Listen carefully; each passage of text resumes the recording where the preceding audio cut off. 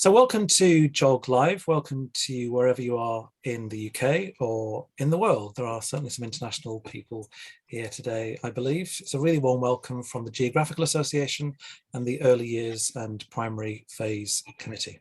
I'm Anthony, one of the committee members and part of the Geog Live team. So we're here today to think about fieldwork. We've got lots of very interesting perspectives today that we're going to be hearing from. And one of the main aims for us putting on this session is to try and support the National Fieldwork Week that the Geographical Association is wanting to support, which is happening from the 6th to the 10th of June. And that's something that you may choose to take part in on that particular week, or you may choose to take part in post-SATs during that period of the school term. So that's really what today is all about, giving you lots of ideas, support, guidance to try and get you out, get you looking beyond the classroom wall. You're right, if I do a course. And making sure that you are able to support any of the field work that you might want to be doing. Sorry? Stage 1. We've still got some. If we could just ask everybody to mute, just so we don't disturb anybody, that would be really great. Thank you. So what are we doing today? I'm Anthony and I work at the University of Roehampton. We've got perspectives from teachers and educators and consultants and people who are really deeply engaged in early years and Key Stage 1 and 2 practice. This is definitely the place to be if you teach children between the ages of 3 to 11. So we've got a main item of ideas and perspectives to help you do fieldwork with children. We're going to have a chance for questions at the end. And perhaps the most important thing is we're going to give you a challenge. We're going to make sure that you can use some of these ideas in schools and maybe come back to the next Geog Live 9, and maybe show and share your ideas. So we'd like you to see how you use the ideas that we've got and maybe give us some sense of what sense they made to you in your particular context. So our next seminar is the 15th of June, and Twitter and other means will be putting the Eventbrite link out there, so do look out for that. So if you just turn off your cameras, because we do believe that that contributes to CO2 emissions, so if you can turn off your cameras, that will be really helpful. Certainly later on when we ask questions, we can be inviting those from you face to face. We won't be pausing between the presentations because there's quite a lot of different ones to get through. Do please judiciously use the chat. We want to know where you're from. So even at this stage, if you want to just tell us in the chat who you are and where in the world you are, do kind of connect through that. You might well have somebody from a school very near to you that you can link to and use the chat function on this thing now. The conversation with. So yeah, do tweet us as well at EYPPC_GA. We will be asking for feedback at the end, and that'll be something that we want to hear from you to see what sense you've made of what we have done. And as with the previous Geog Lives, the YouTube recording will be available after the fact, provided all goes well. Let's see. Steve, welcome to you, and some news from you about the latest issue of Primary Geography. Thank you, Anthony. Yes, the latest edition of Primary Geography will be coming out in mid-May. I think you'll agree there's quite a stunning cover that I'm sure you'll be able to use with your children. And there's lots of ideas about how to do that. A really varied menu in the next primary geography. And of course, that's free to all members of the GA. So please consider joining the GA as a full-time member, as a full member, and then you'll be able to access editions of the journal going right back to 2005. And of course, the journal is full of ideas for fieldwork and everything to do with primary geography. Next slide, Anthony. And just when you thought there was just one week coming up, there's another week coming up. It's like London buses. There's a second week coming up called the World Wise Week, which in a sense gives you another opportunity to use the materials that you'll have picked up today. World Wise Week starts this year on the 20th to the 24th of June. The theme always reflects that of the current president, so it will be on everyday geographies. Next slide, please, Anthony. And there's a whole range of free teaching resources. I underline the word free teaching resources at the GA's website. Anybody can access those. And there are specific ones for the early years foundation stage and all the primary phases. There's a number of headings they're arranged under, coming out from the school environment into the wider world. And they actually try and focus the children on discovering the stories behind the features that they take for granted. I would also encourage you to have a look at some of the other resources, not just the primary one, because they are easily adapted for use with primary children. So I hope you find the Worldwise Week resource as valuable as the fieldwork ones you're going to hear about today. So thank you very much. Okay, Anthony, thank you. Thank you, Steve. So that's the series of dates you need to be looking at, and we'd love you to take part in that. Over now to Julia. Julia's going to talk you through, before we go into the specific details of the ideas that you might want to use for your fieldwork experiences. Over to Julia, who's going to tell us about the progression in fieldwork experiences document.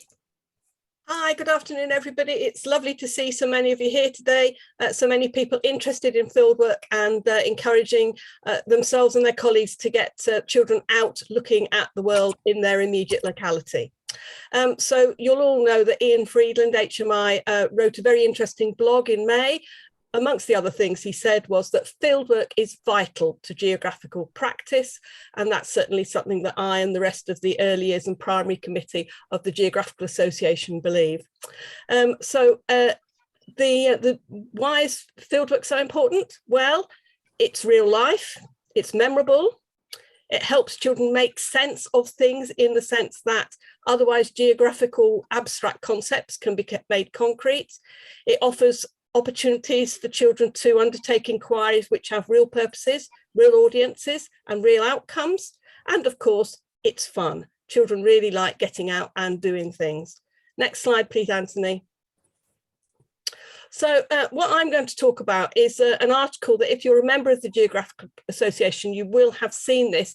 It was in Primary Geography number 104, published last spring, and it's called A Framework for Progression in Fieldwork Experiences.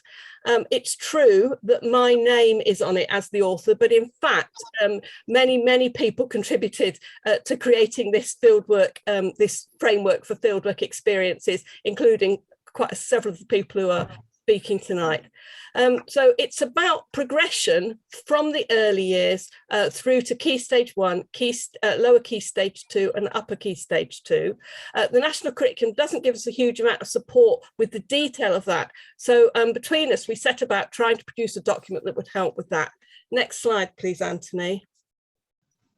And the first thing we wanted to make clear is that all fieldwork can be seen on a couple of spectra here. It may be pupil-centred or it may be teacher-led, and or anywhere in between those two. And equally, lots of fieldwork is very objective, so it involves measuring or quantifying something. But of course, it can also be much more subjective and much more about actual engagement and responsiveness to the environment that you're studying. So all fieldwork can be located somewhere in those two dimensions. Next slide, please, Anthony. And the other really important thing to say about fieldwork is that all fieldwork needs to be located in an inquiry process. This diagram, I'm sure many of you will recognise. It was created by Paula Owens, and it's used in a lot of Geographical Association publications. And as you can see, it starts from creating an authentic need to know, a genuine need to know. So children ask a question where they genuinely want to know what the answer is. And one of the best ways of doing that is to give them a real audience, a real purpose, a real outcome. So once you've established a need to know, pupils need to set some questions. Some may be theirs, some may be the teachers. They need to decide what, how and when to collect their data. They need to collect their data, analyse it. How are they going to present it to their chosen audience? They need to reflect on what they found out from their data collection. They need to think, how can they best communicate their information to the audience that they've chosen, which might be by making posters, doing a blog, creating a book, writing letters, doing a dance, presenting an assembly, a letter home to parents. There are numerous possibilities there. And finally, of course, any inquiry it's important to evaluate what has been learnt about the topic itself, but also about what have we learned from engaging in this inquiry about the process of inquiry. Thanks, Anthony. Next slide. So this is another way of thinking about inquiry-based fieldwork, in linear form rather than as a cycle. So all inquiry-led fieldwork involves asking questions and then deciding how to answer them. The more you can engage pupils in making their own decisions about how to answer their questions, the better. Planning the fieldwork, collecting the fieldwork, presenting and analysing it using a range of techniques, and finally communicating about the inquiry and its outcome to somebody who needs to know. Next one, Anthony, please. And this is a page from the Everyday Guide to Primary Geography Local Fieldwork. I've got my copy here. And this includes on page 9 a very detailed list of the variety of techniques that all children should have the opportunity to use and practice and apply in their geographical inquiries while they're in primary school. So there's a lot of detail on there, as you can see, but essentially it involves various ways of using maps to record information and to check information. It involves using visual images, taking photographs, using photographs. It might involve questionnaires or interviews with people. It might involve making judgments about places using something more subjective. So for each one of those 13 techniques, there are, as you can see, a range of details about how children might use these in their geographical inquiries in the local area or further afield if you go on a residential or a day trip. Next slide, Anthony. So just to come back to the framework itself, which is in the PG 104, Primary Geography 104 last spring, this organises all the experiences that children should hopefully have across the 4 age ranges, 3 to 5, 5 to 7, 7 to 9, and 9 to 11. And for each of those age ranges, it suggests the range of fieldwork opportunities that arise through the geography curriculum and the range of techniques that children should have a chance to use, and the progression in fieldwork and in map work to some extent is built into the suggested fieldwork techniques children might use. Thanks, Anthony. Next slide. And just to remind you, these are 2 resources that were produced by the Geographical Association last year. In fact, they won an award as part of a sequence of 5 CPD packs, mostly written by Paul Owens, who I'm glad to say will be speaking later, giving you some great ideas. These are downloadable packs you can purchase from the GA to use in your own school to support fieldwork. There's one on there's one on fieldwork itself, and then there's another one on progression in fieldwork experiences to take the ideas in Paula's pack a little bit further in terms of thinking about progression across the age range. Next slide, please, Anthony.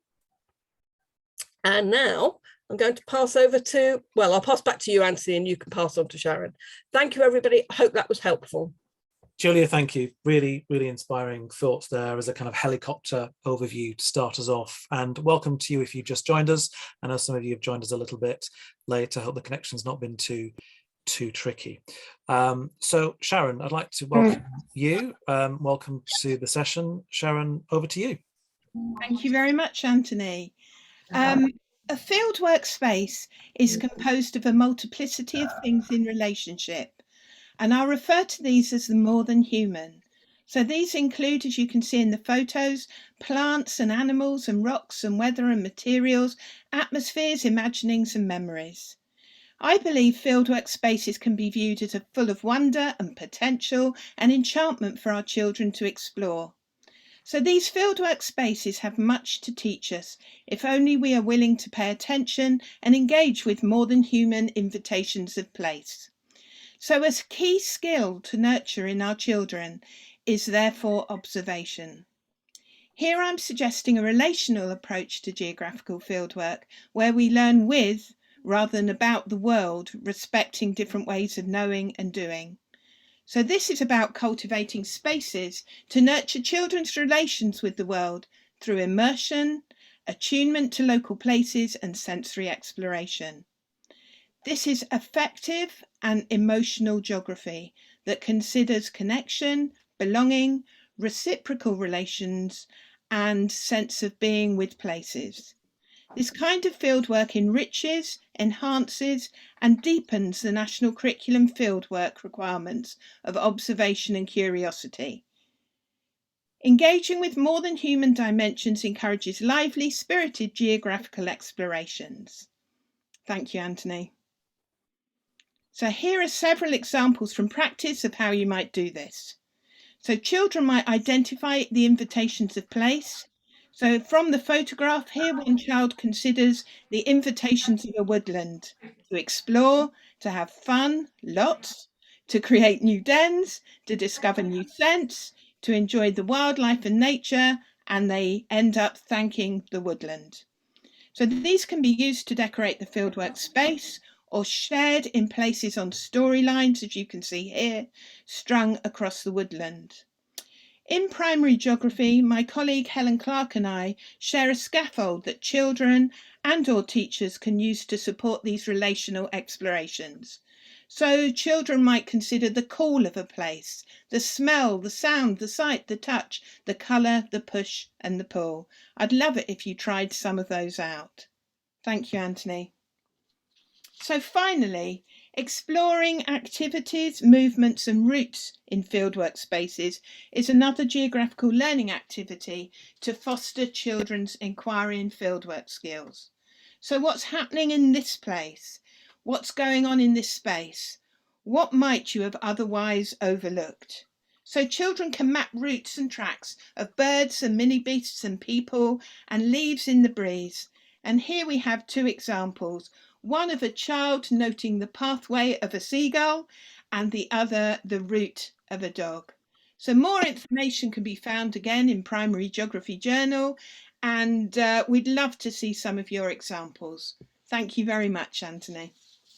Thank you, Sharon. Thanks so much. Really inspiring work there. Children's perspectives as well. Colleagues, do use the chat, do talk to each other, do talk to the speakers as well if you want to know more, if you want to know specifics about where to find some of these resources. If you've just joined us, like I said, this is being recorded, so you'll be able to see it afterwards on YouTube, but let's have a conversation through the chat. And if you just joined us, do tell us where you're from. It'd be really good to find out where you're joining us.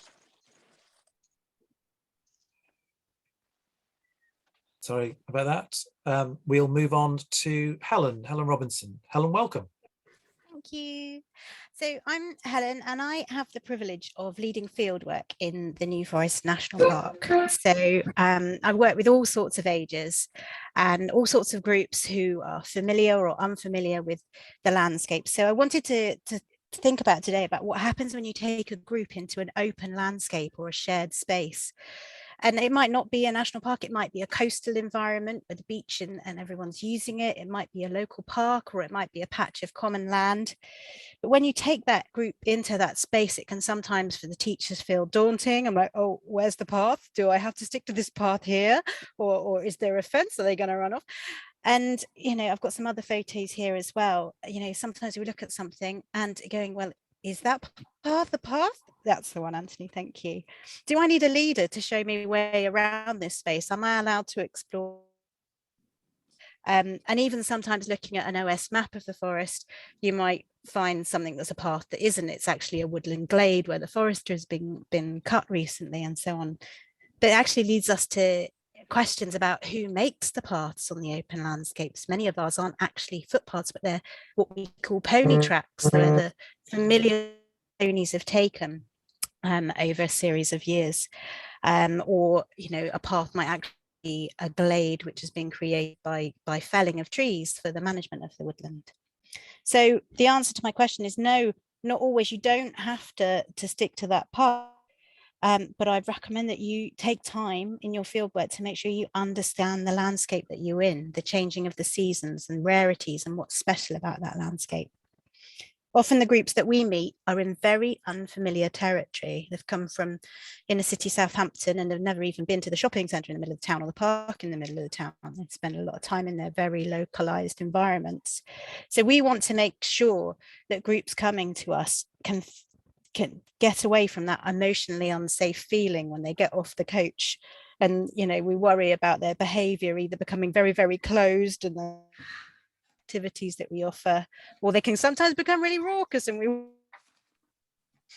and or even worried about their shoes. Honestly, I've had groups come up to me and say, I'm not standing in that seaweed mist. I've just got my new trainers on. They cost me 90 quid. And we have to respect that, because no matter how many times we ask them to wear old shoes or wellies, or their mum's wellies for the day, or they simply don't have any other trainers. I'm going to turn my video off to make sure I'm clear. Thank you, Helen. You are a little bit pixelated. You can tell you are, can't you? That is respecting that and making sure that they can feel emotionally safe enough to go exploring their knowledge. Okay. So one of the ways we go about remind you of anywhere, doesn't have to be the same place. And we get them to do a shared risk assessment rather than me give them a list of rules. You say, tell each other now, nominate a friend to say, what can we do to keep ourselves safe and look out for each other today? So it's very much a shared process, and them giving advice to each other on how we behave in these environments. And they come out with things like, don't fall in the river and drown. Yeah, obviously, that's actually good advice. How are you going to go about that? And look out for it. Stay as a group. Wash your hands before you have lunch. Everybody's got that level of expertise. You don't have to be an expert on heathlands or mires to know how to behave if you simply have respect for the environment. There are times where I give people specific instructions, like we might need to follow a narrow track or go one behind the other. And I ask them to remember that with every step you take, and every time you place your feet, you are doing geography. Because if you're choosing to step in that prickly patch or that muddy patch, you're observing the environment, you're making a decision about what impact it's going to have on you and what impact you're going to have on the environment. So next slide, please. And I'll give you a couple of examples. So perhaps you're looking at a patch and you go, no, that's too wet, I'm not stepping in there. Say you're going to find another way around. Is it too lumpy? Is the soil maybe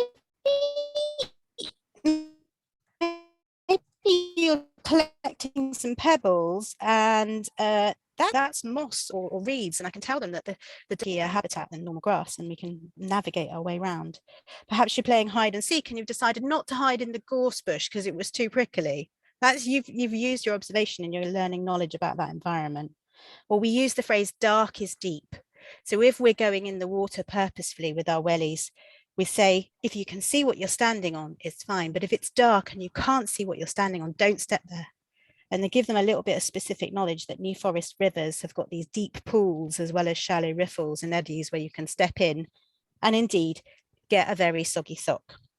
That's not to say, having asked why, I would like people to actually try it and see. Do step in the water, and I'm not going to criticize or tell someone off if the water goes over the top of their welly and they get that soggy sock, and then they try and take it off and then you can't get your welly back on because the sock's all soggy and it's sticky. And that's a really valuable learning experience, which in the height of summer on a warm day is not a problem for my risk assessment for hypothermia. The risk benefit of learning about uneven riverbeds and the nature and behavior of water is much higher. So I would implore you all to make space and time in your trips for paddling, for stone skimming, and for hide and seek, because of the risk benefit that you can learn about the environments yourselves. And then that leads neatly on to the fact that sometimes what we do in a habitat can be too much. The photo on the right demonstrates that, you know, having too many people doing one activity in the same place can cause erosion on the riverbanks. Perhaps we can choose a different activity or a different place to do that. Perhaps having too many people wanting to climb a tree, I say, not on this trip, but if you come back with your family, then having one person climbing a tree or just 3 or 4 of you, that would be safer and an appropriate way and time to do it. So you can discover things about yourself and the landscape and discover that these are really, really special places. And sometimes even learn things like the ground nesting birds. Yeah, that's what that brown blob is there. It's a nightjar. It's actually a bird. And they're so invisible, But until people know about them and I tell them that birds nest on the ground in the forest, then they understand why we want to keep to the tracks at certain. So I've just realised that Steph covers PSG. I think I was that's what I wanted to cover. Thank you. Helen, thank you so much. Thank you for joining us live from your car, and pretty much the tech held up. So I really do appreciate that. Thank you very much, and safe drive home. Trisha, from one end of the country to the other, welcome to you, and you're going to talk to us about toilet roll binoculars. Thank you, Anthony. So this activity is quite light touch, almost like a low threshold, high ceiling that we're used to in maths, but applicable in this case to geography. So using the very versatile toilet roll on the end of an iPad camera, or you can do it with an Android or iPhone, but you don't get such a good perspective. And it turns an image into a kind of like telescopic view. So the purpose of this activity is to cover the key stage areas of single compass directions and for key stage 1, and the use of locational and directional language, and extending that in key stage 2 to use fieldwork to observe, measure, record and present human and physical features in a different kind of way.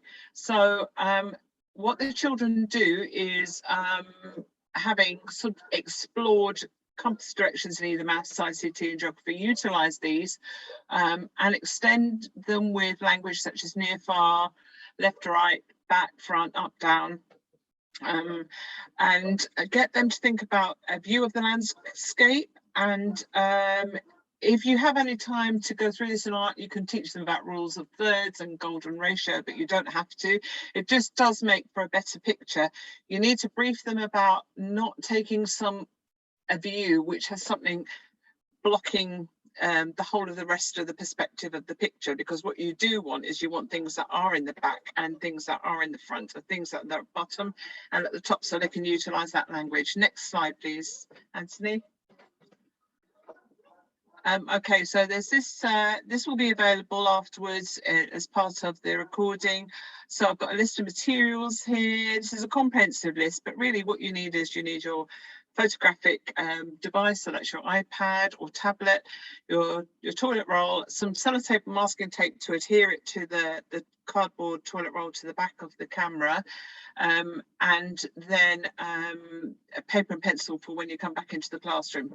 So the children go outside, they decide in pairs, they work in pairs, decide individually what view they want to take of the scene from the playground, and that's because it's a familiar place. But even a familiar place, children or aren't always able to describe the detail of something that's a little bit further away. So it's also about getting them to observe, and it does form part of the inquiry process. Nearly all the facets of the inquiry process. And when they've taken their picture, they both take a picture, they come back into the classroom, they kind of roughly know the direction of that picture, but they don't know exactly what the person's taken a view of. And then what they do is they work at the table, and one child, using directional language, describes the scene through the circular view, which I hope I'm holding it upside down. So the circular view of their binocular, toilet roll, whatever, telescope, whatever you want to call it. And then the other child has to draw the scene. So it's about the child, they can refer to the picture on the camera, they can do a little bit of visualizing and also using a bit of what they already know about the picture. But if they're stuck, and especially for children with special needs, they can definitely refer back to the picture that they took. And then what they do afterwards is they do a comparison of what they've actually done. On the right hand side of a sheet, which is like this, they can write the language that they've used to interpret the picture from the other child. So you can use it in lots and lots of different ways. You probably need to model it in class beforehand so that they understand what kind of language they're going to use and how how you actually run the lesson. But I think we've done this. This is a year 4 child with special needs who is supported, and we have made some really nice class displays, and it's a really good way of you checking back with the children their progress on how they draw things and what language they can use, and you can build up on that. And that's it really. So I hope it's really fun. It's a really good way of engaging the children, thinking in a different kind of way. And yeah, they certainly really enjoyed it. Couldn't stop them taking photographs of everything, including when they came indoors. Thanks very much. Trish, thank you so much for joining us. Great to see examples of practice there. Colleagues, do talk to each other in the chat, do ask questions, do tell us where you're from. I know new people are joining all the time. So I'd like to move us swiftly on and welcome, coming a bit further down in the country, but further south, Phil, welcome to you. Thanks, Anthony. Hi, everybody. So this idea is one that we use in school. We've used over the last couple of years quite successfully. The idea of genus loci, which is the ancient Roman belief that every site, locality, space, place had a sort of guardian spirit or god or goddess who people would pray to, but who also represented the spirit of the place. And we've used this quite successfully through school, different age ranges, as a way of exploring how we can gather both quantitative and qualitative data, so measurable data and more touchy-feely data, I suppose. If you could, next slide, please, on me. So our first approach to this is to either go to one location, which has varying aspects within it, or 2 different locations. The examples here is a forest that's local to us, where part of it was deforested as part of the Forestry Commission's cyclic work. And we asked the children to complete feelings questions on a sliding scale. So you can see that on the top left of this slide, questions like how peaceful is this place, how happy is this place, and the children rate those on the slide. We generally, with the older children, the teacher will create a couple of questions like that, and then ask the children as a class or in groups to generate their own similar questions, focusing on how you can measure an emotion or a feeling about a place. And similarly, the children will also create questions for younger children. So, for example, year 4s this year created some questions for next year's year 4s to complete. And then the children will score their views on these 2 different aspects of this forest in this example. And you can see that the graphs there on the lower left, obviously the top graph relates to children's responses to the deforested area, and the bottom graph relates to the nice forest glade that we visited. So that then enables the children to think about how they can quantify feelings about a place, emotions about a place, and compare those. But then also we use the same model to look at a qualitative approach. The next slide, please, Anthony. So we asked the children to, going back to that idea of the genus loci, create a god or goddess or a spirit or just a creature that would live in that place. And we do that through a variety of ways. So the pictures on the screen now are some year 5 works, which were field sketches completed on the site, just drawing who they felt might live in this place, and then being completed as watercolours back at school. But we've also had, for example, reception in year 1. Reception in year 1 have completed a similar idea, but using natural materials on the site, creating little creatures and monsters from the moss and the sticks and so on. So obviously these 3 characters represent that particularly very unhappy face in the bottom right, and the strange creature on the left represent the awkward, unhappy feelings of a deforested site. Whereas if you move on to the next slide, Anthony, for the forest glade, we've got some much happier, much more positive, much more colourful looking creatures. So within that model, the children can obviously clearly compare how they've illustrated those 2 settings. Another way that we've done it is to split the class in half, and one half goes to one site, one half to the other, and then there's loads of discourse and discussion that comes from that, comparing the creatures that they've seen what place did you go to that gave you made you make a creature like that, etc. But also it enables the children to then compare these pictorial elements against the quantitative model they developed earlier with the graphs, and begin to explore how you can demonstrate feelings through a place in a data-driven way, but that doesn't tell the whole story, and that something like this with pictures and feelings gives you the actual deeper rooted understanding of the place. Okay, thanks, Anthony.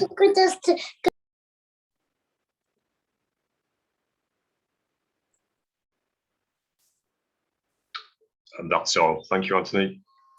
Thank you, Phil. Always good to be interjected by a real child, isn't it? Thank you so much for that, Phil. And a reminder, colleagues, that we would like to try some of these ideas out. Tweet them to us at EYPPC_GA, and maybe come back in a month's time and show us what you managed to do in relation to these inspiring ideas. So thank you to all the colleagues who've spoken so far. We're probably about halfway through, and we'll move very swiftly on, going further south again. So welcome to Margaret. Okay, many moons ago, I used to teach in Scunthorpe, actually in the 1970s and 80s.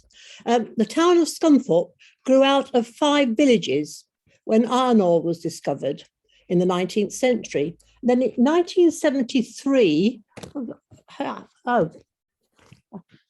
I'm just wondering where my photo's gone. In 1973, the museum published a booklet called Village Days. Old photo. Can you hear me, Anthony? Loud and clear, Margaret. Thank you. Okay, because I can't. Okay. Published Village Days, which was old photos of the 5 original villages and some old maps. We set off to identify where these photographs were taken and what the place was like now.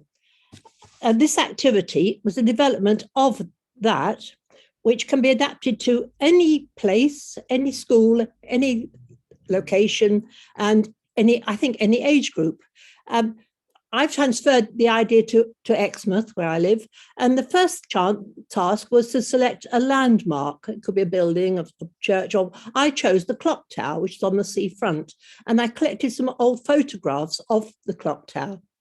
Some of these are postcards. They were all from the internet, a lot of them from the Francis Frith website, which has lots of old photographs, and also collected some old maps. Next slide, please, Anthony. Next slide. Oh, thank you. Collected some old maps, some of them from the Cassini website. Now, the 1890 map doesn't show the clock tower, but the 1904 map does. And in the enlargement, you can see a semicircle just below the word hotel. That's where the clock tower is. So we then got some modern maps and found where the clock tower is and found out how we could actually get there. We planned routes to the clock tower, and fieldwork would involve following these routes. If they were marked or coloured in on a map, children could navigate, take it in turns to navigate us there. And finding the clock tower on the seafront, we took modern photographs, up-to-date photographs, trying to find out exactly where the original photographs had been taken from. So we had to look at which direction they were taken in, which side of the road perhaps, where the person actually stood to take the photograph. Next one, please, Anthony. And if possible, obviously depending on the weather and the age of the children, it'd be possible to sit down and make some field sketches to compare with our postcards, our photographs. And then back in school, the children would look at compare their photographs with the original photographs. How well did we match the place? Did we stand in the right place? Were we on the right side of the road, or the wrong side of the road? Were we looking in the right direction? And generally compare the perspective or the viewpoint of our photograph with the original photograph. And so we're looking at what's the place like originally? What's it like now? How has it changed? And just getting a feel in a small scale, bit of field work about a place. That's about all, actually, I think, Anthony. Margaret, thank you so much, and lots of connections there to something I'm going to talk about. So really, really helpful to share that perspective. Thank you so much. And I have to say, I've just got a very big book of old postcards, and I'm just fascinated by these old views, quite different to the views that you get maybe by just what you find on the internet. What did people pick, and why did people pick these particular views over time? It's really interesting. Margaret, thank you so much. Thank you. Tessa, welcome. Hi there. Yes, I'm so inspired by all I've heard already. I just in the moment. So I'm going to be really quick, and I'm going to talk about my rubbish fieldwork inquiry, which isn't, I hope you'll agree, a rubbish inquiry, but it's an inquiry about rubbish, and it's using fieldwork as its fundamental tool. And it goes back to what Julia was talking about our inquiry circle. So it's looking at that whole idea of an inquiry framework. And I'm just going to go through that with you just to give some ideas. And this can be interchanged for anything. So rubbish can be used in lots and lots of different ways. So we're starting off our fieldwork inquiry. And so I'm talking through the whole idea of that concept with lots of questions, getting children to think about lots and lots of different questions, having some up your sleeve just in case they're not coming up with them themselves. So what is rubbish? Where do we find it? Why have we got rubbish? Is one place's rubbish different to another place's? How can we make rubbish not rubbish? So lots of questions like that. And then together, coming together and choosing what's the most relevant and popular question to investigate, but making sure that they're practical and they're doable. So don't get children to, as you all know, I'm teaching to the converted here, but don't get them to do something that is just not going to work. It'd be so disappointing. And make sure as well that it's fitting in with your objectives, what you want for the inquiry as well. So I think that's really important there, what you want them to learn. This can be adapted obviously for lots and lots of different age groups. Then going out, doing the exciting bit, getting them to use those fieldwork skills, going into the local area, developing their skills, observation, which Sharon very, very rightly brought up earlier, how important it is that we observe, also where we record and different ways of doing that, and then using map work to locate that. Getting them to look at counting, sorting, categorizing, lots of connections there with maths and science, as litter and rubbish, as well as what we use to prevent rubbish. So bins, where bins are located, why they're located there, and so on. And then analyzing and presenting that, showing on maps where the rubbish is, using lots of different types of maps. We can use choropleth maps, messy maps, emotional maps, annotating those and explaining those different locations. Then we can get onto a really exciting bit as well, is what have we found out from this? So answering some of those questions that we started off, and we probably found out much more than we expected. What does it tell us? Do people have different views on that? How does finding out the information help us to understand our local area better? What do we know about it now that we didn't know before? And how can that give us agency, and how significant is that? Then we've got all this fantastic knowledge. What do we do with it? How do we share it? What can we do now that we've got that and we have that evidence? And if we find there's lots of rubbish and there are no bins, could we perhaps ask for some more bins for provision for rubbish? We can tell other people about the problems, encourage them to reduce rubbish, lots of links with PSHE, citizenship, and so on. And then who can we share it with? Well, maybe we can go to the council. If we found there aren't any bins, maybe we can take it to the council and ask for some more of those. We could even get the children to design their own ones. We could repurpose some of the items that we found that we might have thrown away. I've got children making them into musical instruments, lots of D&T links there, composing a piece of music even, and then playing that in an assembly, and then getting the children to explain what they've done. And we can make sure that things aren't thrown into landfill, but are put to recycling. So lots and lots of areas around sustainability that we can bring into it there through having done that field work. And then finally, that critical bit, as Julia talked about, what has this taught us? So reflecting on it, what have we learned from it? We may actually begin to see rubbish in a really different way. We may see it as a resource rather than as litter or rubbish. So we see the potential in it. We see the purpose of it. And we realize that it's not necessarily rubbish, and rubbish can be beautiful. It can sound beautiful. And so the children can be empowered to know that they can change things in however small a way, just by encouraging perhaps one person not to throw something away, or having more bins in the area, or whatever it is.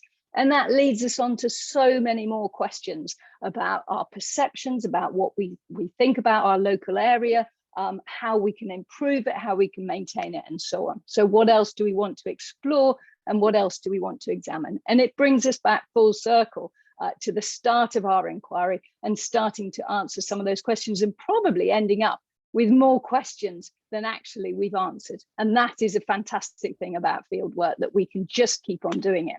So thank you, Anthony. That's me. And I hope that wasn't too much of a rubbish inquiry.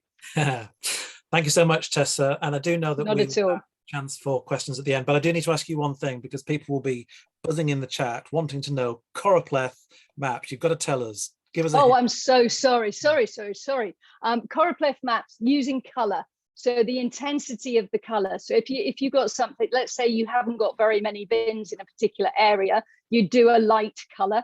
And then if all rubbish or whatever it is, and then if you've got lots and lots of rubbish in another area, it would be a darker color. So that can be used for any different type of field work, is using choropleth mapping.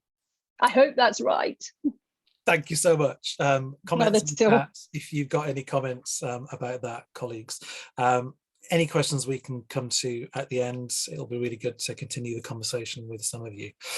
So on to my perspective, and this is about using Google Street View, which some of you may know something about. And some of you may not be aware that there is a time machine function that I do like to tell people about, because this time machine function can take you back between 10, 12, or maybe 14 years, certainly in the UK and also abroad as well. So it's worth seeing if you can go to that box in the top left-hand corner of your Google Street View screen and just go to the kind of time machine function. And this was particularly inspired by conversations that I've had with teachers, where they sometimes say there's no field work here, there's nothing we can go and see, there's no story of our place. And certainly when you start to look back in time, in living memory, in children's living memories, and their families' living memory, there's often a story to tell. So I'm going to be thinking today particularly about what the lamppost might have seen over the last 10 to 14 years in southwest London.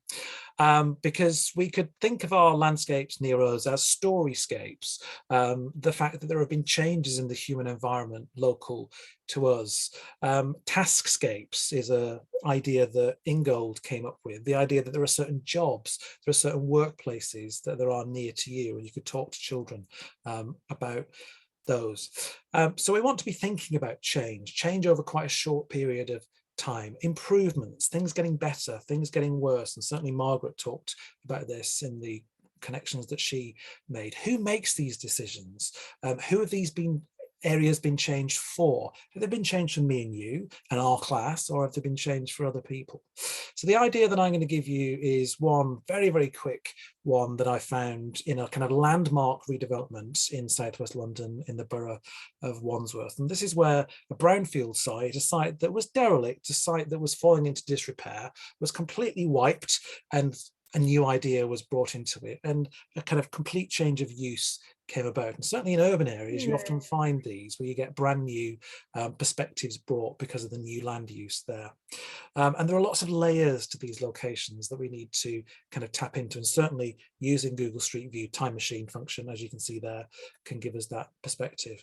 So I'm going to show you some screen grabs of AFC Wimbledon and their new stadium, which is built near to where Wimbledon Football Club was until 1991. Interesting story if you know anything about it. That club then moved 90 miles north to Milton Keynes. So there are plenty of issues here linking to identity and location in this particular storyscape. But of course, this has changed now. On the right hand side, you can see this is what it looks like in 2021, because we've got a football pitch, we've got people coming and going, we've got increased traffic, we've got retail units selling food, and this is very, very different to the place that they used to be. There are 600 homes around this football pitch. So there may be other landmark developments near you that you could go back just a few years and see what they used to be like. go back in living memory and see what the perspectives are that you could build on. So just to kind of share some specific images of what this now looks like, you could buy apartment 501, not room 101, but apartment 501, and you could have this view of the football pitch. Wow, for the privilege, being up in the sky, being able to see your favorite team from your apartment. But if we go back in Google Street View, this is what it looked like. And you can see there in 2008, we've got an old decaying greyhound track, we've got a car lot, we've got hoardings, and we've got the all-important lamppost, Mr. or Ms. lamppost there, the lamppost that sees it all, the lamppost that tells you what you can and can't do. And over time, the lamppost sees the changes. This is 2012, not much had changed when London had the Olympics, different cars, maybe different parking restrictions. But as we go through time, as things start to grow, develop, things are demolished, we see the lamppost is still there, bottom left, you can see there, and still looking at this perspective, seeing what's going on over time. And then on the bottom right hand side, you can see what it's looking like as the houses grow. The houses were built first, and then we started to get this football stadium that was built. And then this is this brownfield regeneration site, a computer generated image of where that football pitch is now. And you can see just in the kind of center of the image, that's where the lamppost was. That's the perspective of this lamppost over time. That's the view that it had. But the really sad thing is the lamppost is no longer there. The lamppost has been taken away.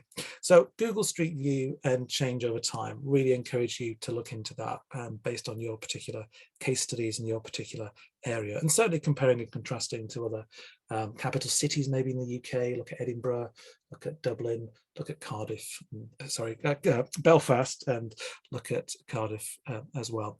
And just two other things I'd point you towards in terms of Google, not strictly local area field work, but you can see that there's been some really interesting perspectives here shared, both on the bottom right, just today, this idea of the heartbeat of the earth, using a series of online artworks that are exploring different sustainability themes like rising sea levels and acidifying oceans.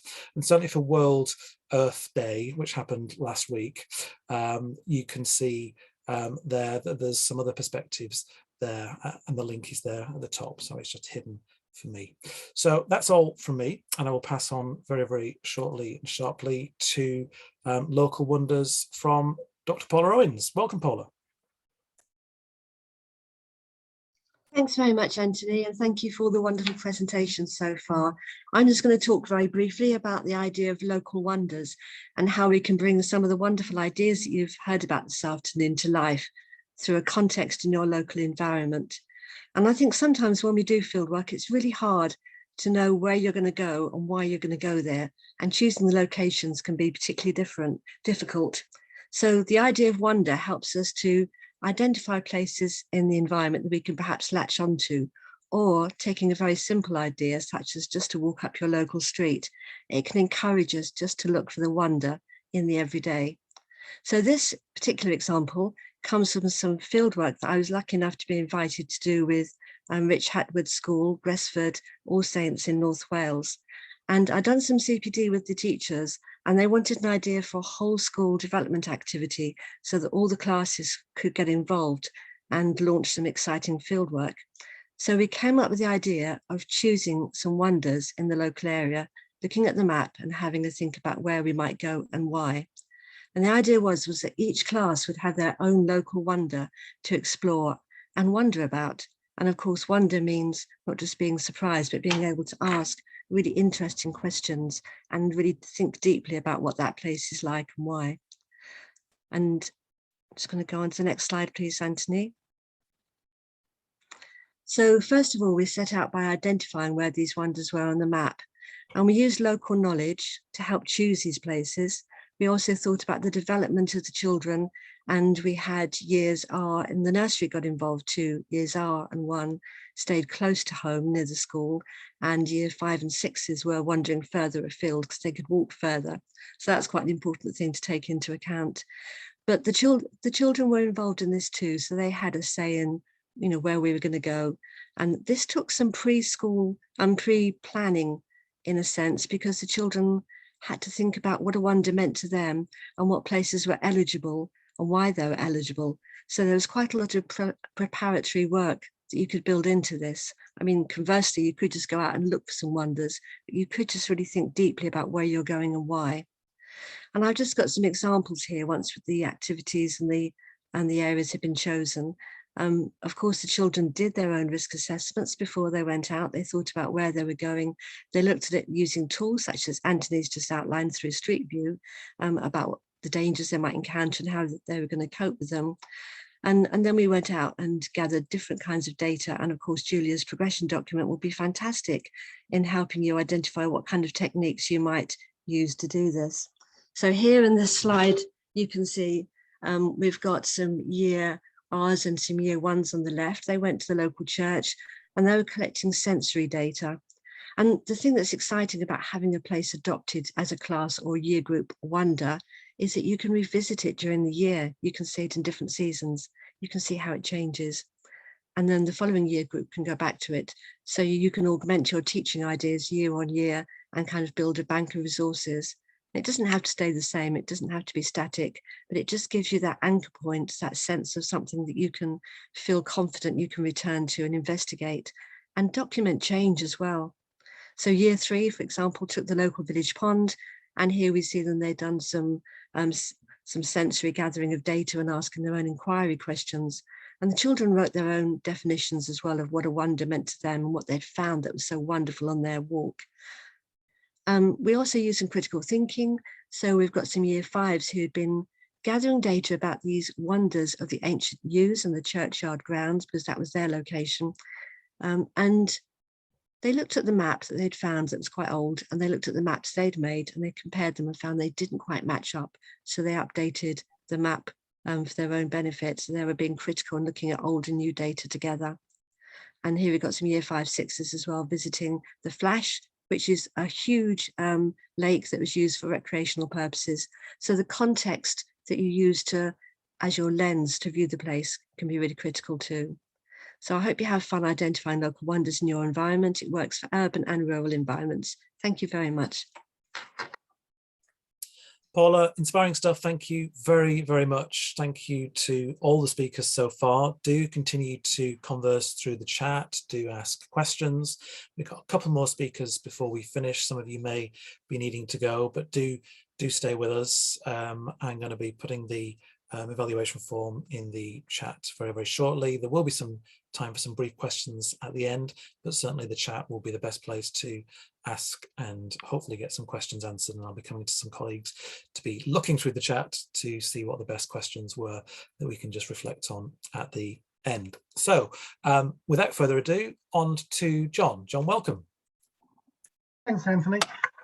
I'm just going to spend just a couple of minutes going over what the Geog's got to offer to support fieldwork beyond National Fieldwork Day, but including National Fieldwork Day. But I just thought I'd share this slide initially. And it's just getting us to think about the fact that maps and sources of information, whether they're pictures or text, have all been chosen for a reason. And quite often that reason is to teach something or to show something or to influence people in a certain way. And one of the best ways that we can actually gather information ourselves is by getting out there. And I just wanted to stress that value. I didn't know exactly what's coming before, and it's been a world of brilliance, lots of different ideas. But I just wanted to re-stress this importance of getting the children and encourage them to be outside and actually gathering data for themselves. That can be visual data, it can be experiential in terms of their senses. And I think it's really important that if we think about a picture, for example, these pictures I took at St Martha's just outside Guildford last weekend, the two pictures are at 180 degrees to each other.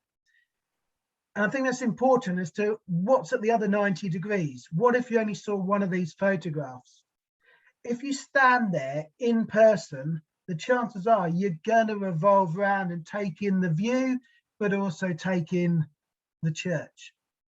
And that doesn't come across when all we're looking at is books and virtual images on computer screens. Anthony, next slide, please. So we've got a range of publications, if you're not aware of them. Julia mentioned a couple at the beginning. Next slide, please, Anthony. I just wanted to hone in on a couple of the fieldwork ones. All three of, actually, two of those have already been mentioned. Julia's mentioned the middle one, and the Everyday Guide was mentioned earlier as well. We've also got some fold-out guides. They're a little bit older, but there's still some really great stuff in there. Next slide, please, Anthony. We've mentioned the Primary Geography Journal. It's very rare for there to be an edition without something that mentions fieldwork. And fieldwork is integrated into all areas of geography. So even though the article might not be explicitly about fieldwork, which see these three are, there's a chance, a very good chance, that a lot of articles are going to refer to fieldwork, because as the research review suggested, it's not an add-on. It needs to be an important part of what's happening in our classes and our learning of geography. Next slide, thanks, Anthony. We run various CPD as an organisation, and one of those courses that's extremely popular this year is embedding fieldwork in primary geography. And then there's two more dates this academic year, the 9th and the 23rd of June. I'm not sure how many spaces there are, but if you want some training, days training in fieldwork to add to what we've looked at today, then 9th and 23rd are on the website, and there's a link there. Anthony, again, that's me done. Just a very quick signposting of lots of things that we can offer. Thanks, Anthony. John, thank you. And I do need to say a massive thank you to all the speakers this evening. Before you all dash off, I'm going to share a couple more slides because we would like some feedback on today. So I'm just going to put the reflective questionnaire in the chat. It would be wonderful if you could complete that. But genuine thanks to all my colleagues for taking time out of their very busy working lives to spend some time with all of us. It's fantastic to have you all on board and so intrigued and interested in fieldwork, but it really is now over to you. We want you to tell us how National Fieldwork was and to share things with us. Like I said at the beginning, via a tweet, via @EYPPC_GA, but we'd love to amplify your voice via Geog Live next time. Our next session is the 15th of June. Our next session should be full of teacher voice and perspectives from the classroom like we've had today. So we'd love you to take part. So there is an option in the feedback link to give us your email, and we can give you a contact in the next 3 weeks or so, and then hopefully get some evidence of your fieldwork broadcast to the nation. It's been wonderful to have all the nations of Great Britain included. It would be great to have Northern Ireland. I don't think we've had a Northern Ireland voice. Maybe we need to go to Northern Ireland and seek some out. We know some people there, but it's really good to have England, Scotland and Wales included today. So what are we missing? What would you like to know about next? That's what we'd be really, really interested in. There may well be some questions, so I'm going to go over to my colleagues who may well have questions or perspectives from the feedback. Jen, if I can come to you perhaps first, is there anything that you've heard that you think needs to be spoken about and amplified for the recording, or any questions for any of these speakers that are still in the room? I think a lot of people were saying it's a lot of resources and things to take in. So just a reminder that the recording is going on the YouTube channel, so you can watch back at your leisure, to note down anything that, you know, you were like, oh, I wanted that, and then another good idea came up and you're like, oh, and you didn't write it down. So it's on the Geog Live YouTube channel. The recording will be there so that you can go back through the PowerPoint at your own leisure in the recording, because quite a few people have asked about that. Brilliant. Thank you. Sophie, anything from your perspective that you've come across or seen as you've been trawling through the chat? Well, first of all, thank you to all our wonderful presenters today. I saw so many interesting ideas myself.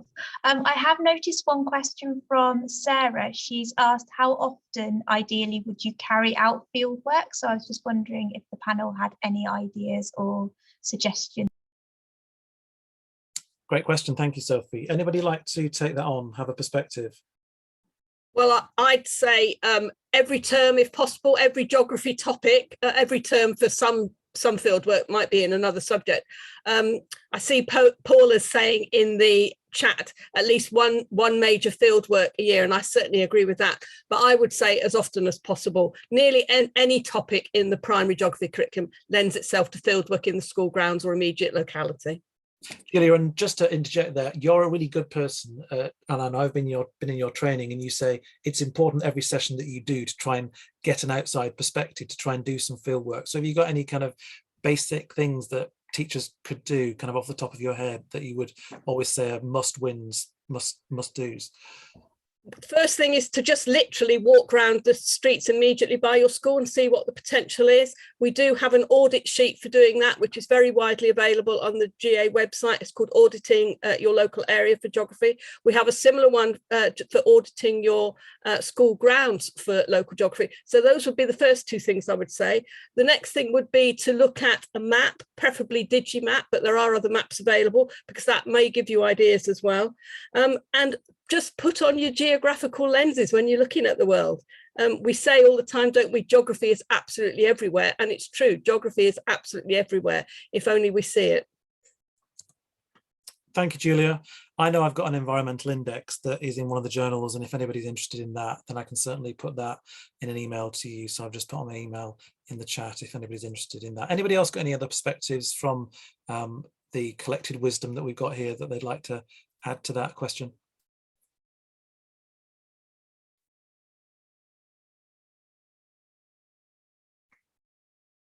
Steve, was there anything from your trawl of the chat that you found that you thought was worth reflecting on? No, I don't think so, Anthony. I think there were some fantastic questions and comments in there. I just think it's quite important to recognise that fieldwork is not a one-off. It's something that really should permeate all the lessons. And I think that's something that we sometimes forget. It's sort of seen as this big activity, but small activities frequently carried out is often a very good way of addressing the fieldwork requirements.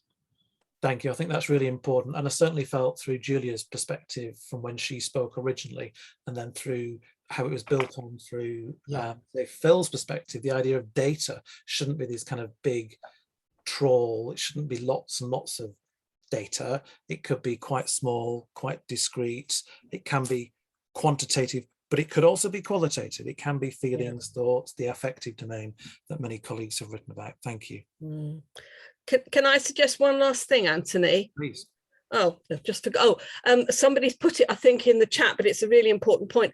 Often the best audiences for finding out about your local area is a school that you're twinned with. It might be a school across the city, or it might be a school in another country. But children having a genuine reason to research their local area in order to tell other children about it is an absolutely brilliant mechanism for fieldwork. Yeah, you're right. That ability to think about similarities and differences close to us, the fact that children are very similar to them, but yet there are some small differences in their lives as well. I did that in a town I taught in, where they couldn't believe that these children also ate pizza and also watched The Simpsons. And then once they got beyond that, they started to learn a little bit more about their street and their park and whatever else. Thank you. Okay, anything that you picked up that you'd like to reflect on from the comments and perspectives that we've had? I think that most things have been raised and there's been a lot of questions that have been answered in the chat as well. So I think things like, where can we get ideas for inquiry questions, or I've got a field and what can I do with it? I think those were earlier questions that have been answered either in the chat or from the speakers. So I think everything's been sort of addressed. All of those questions have been addressed either through the chat throughout or just. So I think we've covered most of the things that have come up. Great, thank you so much. Anybody else with any other business that they'd like to chat about, please do raise that now. Otherwise, I would like to say a great thank you to everybody for joining us. It's been great to have well over 100 of you here on the call. Do keep in touch with us through the GA website, through CPD, through the annual conference, through Twitter. You can find many of us on Twitter as well. It's been really good to have you here. today. So do try and complete the feedback form. It really is of value to us as we plan the next Geog Lives. And we've done 8. Here's to the next ones. Thank you very much for joining us.